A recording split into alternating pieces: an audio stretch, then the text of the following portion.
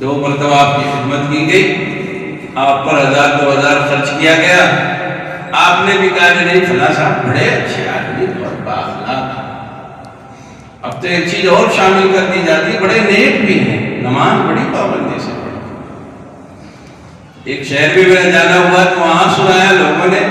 جماعت میں خوب وقت لگاتے ہیں، اس لیے جماعت کے تمام دوستوں نے ان کے ساتھ پیسہ لگایا اور وہ باقاعدہ غائب ہو گیا۔ صحیح بات ہے، میں ایسے لطیفے نہیں سنا رہا، حقیقی بات بتا رہا ہوں۔ سب کے پیچھے ایک چیز ہے، لالچ، اور اس کے بعد جو غم ہوتا ہے تباہ ہونے کے بعد، برباد ہونے کے بعد، اپنی پوری زندگی کی کمائی پونجی لے جا کر جب وہ پورا مکمل طور پر برباد کر لیتا ہے، اس کے بعد جو غم اس کو ہوتا ہے، اسی غم کو بچانے کے لیے شریعت منع کرتی ہے کہ کوئی ایسی چیز